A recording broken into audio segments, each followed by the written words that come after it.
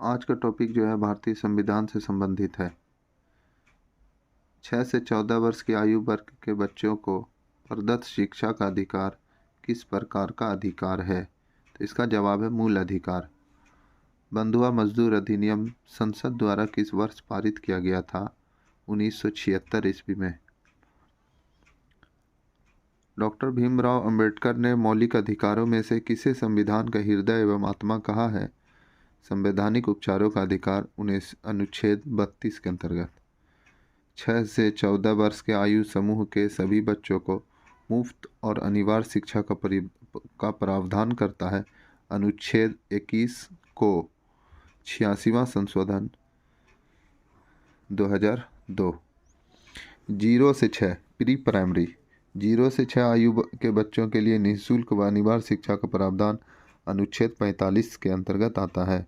तो दोस्तों यहाँ पर दो सवाल था, एक है 0 से 6 आयु वर्ग के लिए, तो ये अनुच्छेद 45 के अंतर्गत है, और 6 से 14 वर्ष के आयु समूह के बच्चों के लिए मुफ्त और अनिवार्य शिक्षा का प्रावधान अनुच्छेद 21 को, या इसको इंग्लिश में आर्टिकल 21A।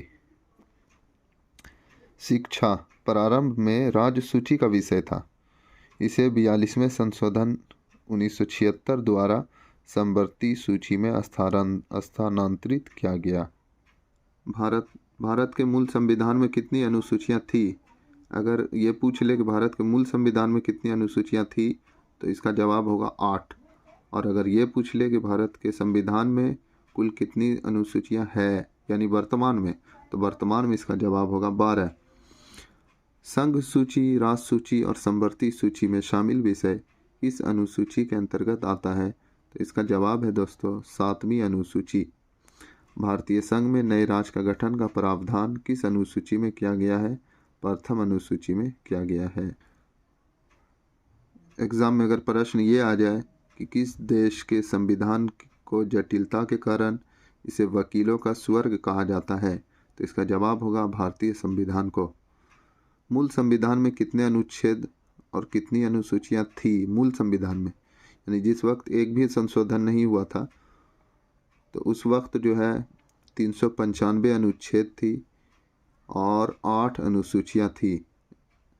395 अनुच्छेद 22 भागों में विभाजित थे। अगर ये आ जाए कि वर्तमान में संविधान में कितने अनुच्छेद हैं और कितनी अनुसूचियां हैं, तो इसका जवाब होगा वर्तमान में 470 अनुच्छेद है जो 25 भागों में विभाजित है। और अनुसूचियां पूछ ले वर्तमान में संविधान में कितनी अनुसूचियां हैं, तो इसका जवाब होगा 12 अनुसूचियां। और ये संघ सूची, राष्ट्र सूची और समवर्ती सूची, ये तीनों चीज़ हम लोग समझ ले। संघ सूची कहते हैं जिसमें सिर्फ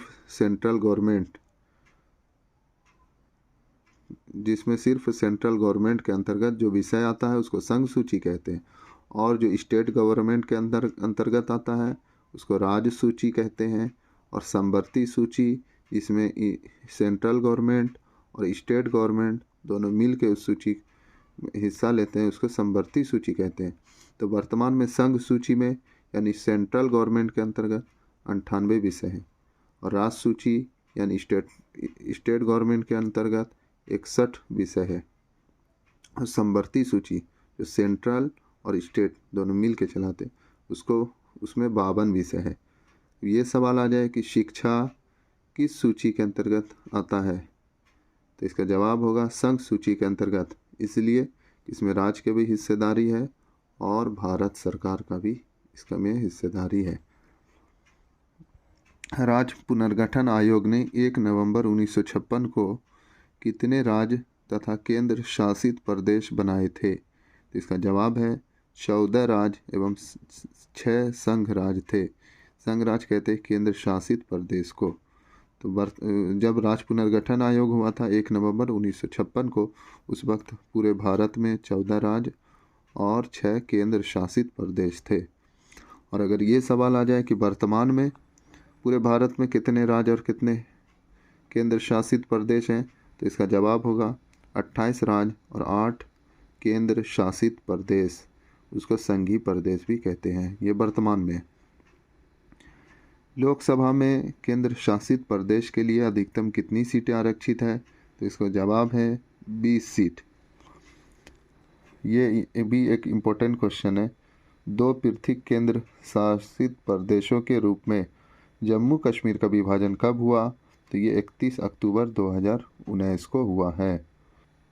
भारत में केंद्र शासित प्रदेशों का प्रशासन किसके द्वारा किया जाता है? तो इसका जवाब है राष्ट्रपति द्वारा। वर्तमान में विशेष राज्य का दर्जा जो अभी तक प्राप्त है वो 10 राज्यों को है, चूँकि पहले 11 था। जम्मू कश्मीर जो है केंद्र शासित प्रदेश हो गया है। इसमें है पहला अरुणाचल प्रदेश, दूसरा असम, तीसरा मणिपुर, चौथा मेघालय, पाँचवा मिजोरम, छठा नागालैंड, सातवां सिक्किम, आठवां त्रिपुरा, नौवां हिमाचल प्रदेश और 10वां उत्तराखंड। भारतीय संविधान में मूल कर्तव्य किस समिति की अनुशंसा पर शामिल किए गए थे? यानी मूल कर्तव्य जो है, पहले ये समझ लें, ये जो है एक कमेटी बनी थी, एक समिति, सरदार स्वर्ण सिंह समिति 1976 में गठित की गई थी। इन्होंने सुझाव दिया था 8 मौलिक कर्तव्यों को संविधान में जोड़ने के लिए, लेकिन 42वें संविधान संशोधन अधिनियम 1976 द्वारा 10 मूल कर्तव्यों को जोड़ा गया। उस वक्त 10 जोड़ा गया, फिर 86वें संविधान संशोधन अधिनियम 2002 के द्वारा 11वें मूल कर्तव्यों को जोड़ा गया। इसलिए अभी वर्तमान में भारतीय नागरिकों के लिए 11 मौलिक कर्तव्य हैं। जी, जोड़ा गया था 10, फिर 101 बाद में 2002 में जोड़ा गया 11वां। अभी वर्तमान में भारतीय नागरिकों के लिए 11 मौलिक कर्तव्य हैं। वर्तमान में राष्ट्रपति का मासिक वेतन कितना है? 5 लाख। यदि भारत के राष्ट्रपति का पद रिक्त हो जाए और कोई उपराष्ट्रपति भी ना हो, तब कार्यवाहक राष्ट्रपति कौन होगा? तो ये सर्वोच्च न्यायालय का मुख्य न्यायाधीश। जी, भारत के राष्ट्रपति के चुनाव में मतदान कौन करता है? लोकसभा, राज्यसभा और राज्यों व केंद्र शासित प्रदेशों की विधानसभाओं का निर्वाचित सदस्य।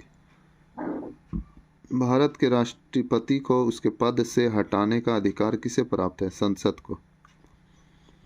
भारतीय संविधान के किस अनुच्छेद के अंतर्गत राष्ट्रपति संसद के दोनों सदनों द्वारा पारित किसी विधेयक पर अपनी स्वीकृति रोक सकते हैं? अनुच्छेद 111 के अंतर्गत। वित्त आयोग की नियुक्ति कौन करता है? राष्ट्रपति करता है।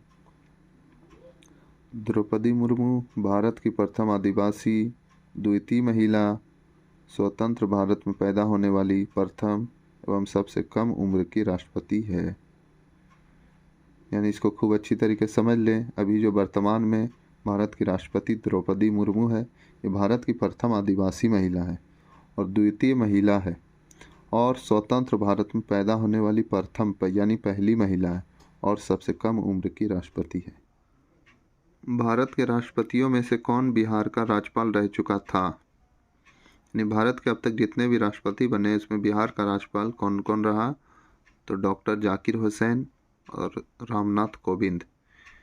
ये 2 राज्यपाल ऐसे हैं जो भारत के राष्ट्रपति भी रहे। द्रौपदी मुर्मू का भारतीय गणतंत्र के रूप में राष्ट्रपति के रूप में कौन सा क्रम है? 15वां। नरेंद्र मोदी का भारतीय गणतंत्र के रूप में प्रधानमंत्री के रूप में कौन सा क्रम है? 15वां। जगदीप धनखड़ का भारतीय गणतंत्र के रूप में उपराष्ट्रपति के रूप में कौन सा क्रम है? 14वां।